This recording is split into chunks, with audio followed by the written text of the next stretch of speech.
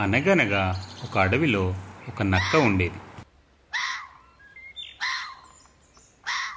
ఆ నక్క రోజు జంతువులను చంపి తిని ఆకలి తీర్చుకునేది.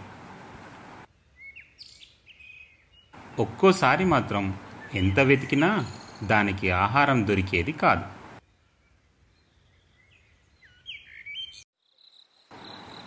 అలాంటప్పుడు అది రాత్రిపూట అందరూ నిద్రపోయే సమయంలో ఆ అడవికి దగ్గరలో ఉన్న గ్రామానికి వెళ్ళి మేకల్ని చంపి అడవికి తెచ్చుకొని తింటూ ఉండేది.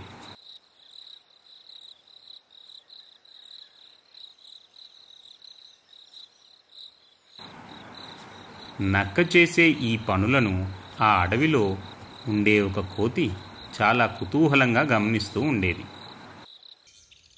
ఆ విషయం తెలుసుకున్న నక్క తాను చేస్తున్న పనుల గురించి కోతికి చాలా గొప్పలు చెప్తుండేది. యజమానులకు తెలియకుండా మేకల్ని ఎలా చంపుకు తింటుందో కోతికి వివరించి చెప్పేది. ఆ మాటలు విన్న కోతి నక్క ఊరి వాళ్ళ కళ్ళు కప్పి మేకల్ని ఎలా తింటుందో చూడాలనిపించింది. ఒకరోజు కోతి, నువ్వు ఆ ఊరికి వెళ్ళేటప్పుడు నన్ను కూడా తీసుకెళ్తావా? నీ పనితనం చూడాలని ఉంది నాకు అని నక్కను అడిగింది. దానికి నక్క, ఈ రాత్రికే నేను తీసుకెళ్తాను, సిద్ధంగా ఉండు అని చెప్పింది. తన ముచ్చట తీరబోతున్నందుకు కోతి చాలా మురిసిపోయింది. ఈ లోపల తమ మేకలు అప్పుడప్పుడు మాయమవుతుండడంతో ఊరివారు గమనించి ఆ సంగతేంటో తెలుసుకోవాలని కొందరు యువకులు మేకలకు కాపలా కాయసాగారు.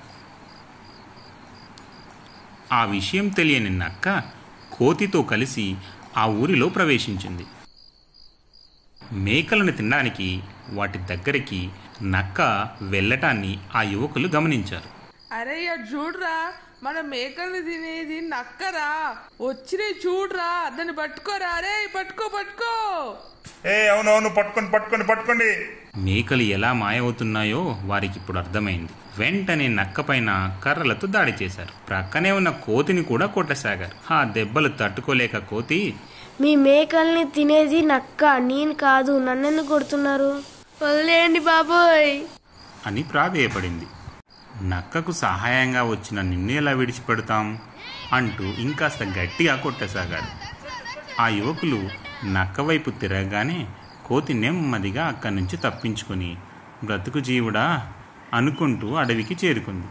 దొంగతనం చేయడమే కాదు, దొంగ పనులు చేసేవారి పక్కన ఉండడం కూడా తప్పు. ఇంకెప్పుడు ఇలాంటి బుద్ధి తక్కువ పనులు చేయకూడదని లెంపలేసుకుంది.